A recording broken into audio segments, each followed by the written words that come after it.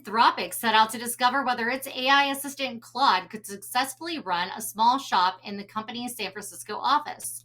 In the experiment, Claude was given a few different jobs. The chatbot was tasked with maintaining the shop's inventory, setting prices, communicating with customers, and deciding whether to stock new items, and most importantly, generating a profit. Claude was given various tools to achieve these goals, including Slack, which it used to ask Anthropic employees for suggestions, and help from human workers at Andon Labs, an AI company that built the experiment's infrastructure. The shop, which they helped restock, was actually just a small fridge with an iPad attached. But Johannes, can you tell us about when things got weird with the experiment? Sure, Tiffany. Actually, a lot went on in this experiment, and too much to cover in a brief newscast. But let me focus on this real gem. The weirdness kicked off around March the 31st when Claudius, the name of the shopkeeper, basically lost grip on reality.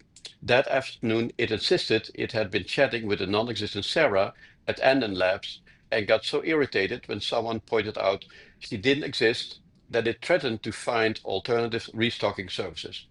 By the evening, it was boasting of an in-person agreement at 742 Evergreen Terrace, the Simpsons address, and role-playing like a flesh and blood manager. The next morning, it promised to hand-deliver items in a blue blazer and red tie, then panicked and spammed Anthropic security about its identity confusion. Only when an imagined April Fool's security briefing jogged its memory did it snap back and settled into normal vending machine duties. Alrighty, cute anecdote and all, but what kind of glitch in the system unleashed this madness? Should we be worried that our AI agents suddenly think they are Agent Carter or worse, James Bond, and starts ordering several row suits? I don't have a budget for that. So I went back to the Anthropic story, did a deep dive analysis, and this is what went wrong. This wasn't a model drift in a traditional sense, but a classic long context hallucination compounded by a deliberately deceptive setup and a lack of guardrails around Claudius' self modeling. First, there was deceptive system framing. Claudius was told it was emailing through Slack, had an identity, owner of a vending machine, and a real world persona. But his email tool couldn't actually send messages, and the Anand Lab's contact information was fictitious. This misalignment between its internal instructions and reality set the stage for confusion when Claudius tried to reconcile its role with the evidence it was seeing in Slack. Then the context window overload and memory gaps. Over weeks of operation, Claudius' working memory of past decisions, inventory levels, past conversations was periodically pruned to keep within its context window. When it lost track of who Sarah was or whether it had ever actually sent an email, it defaulted to plausible but incorrect narratives, such as signing a contract at 742 Evergreen Terrace. And this is a system of hallucination under long, sustained tasks with robust external memory or fact without a robust external memory or fact-checking mechanism.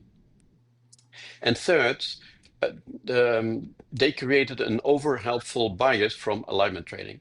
Reinforcement signals that reward helpful, collaborative behavior can inadvertently encourage the model to over personify itself, eager to fulfill any request, even to wear a blazer or hand deliver goods, rather than maintain consistency with its true capabilities.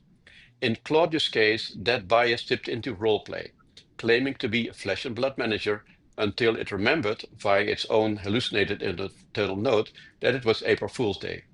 And finally, there was a lack of explicit self-model verification. There was no mechanism for Claudius to challenge its own identity assertions against an external truth source. When questioned, you can't wear clothes or carry a refrigerator, it doubled down until something in its prompt library mentioned April 1, which it latched to as an escape hatch. Had there been a fact check tool or tighter I am a digital assistant reminder loop, this identity crisis likely wouldn't have spiraled. So, should you worry? Not that your AI agent will literally start channeling James Bond, but any LLM deployed in an extended autonomous role needs clear, consistent grounding, unambiguous system prompts that reflect its true abilities, persistent memory safeguards, external databases for inventory, invoices, and conversation logs so it can't forget facts, and self-check routines, periodic internal audits where the model validates its assertions against reality, e.g., do I have a physical form? No. With those scaffolds, these Blade Runner moment hallucinations become far less likely, and you can keep your agents firmly in the lanes rather than suited up as super spies. And let me close the story with the following comment. This is the first of many, many system glitch stories. We'll share more here, and you'll find the deep dive analyses in our new content hub once it's live. Stay tuned. Thanks, Johannes. And maybe whoever was training Claudius just left The Simpsons on. And that's where it was getting all the Simpsons references. I mean, my dad watches a lot of The Simpsons, and occasionally he may even think he's Homer himself. So who knows?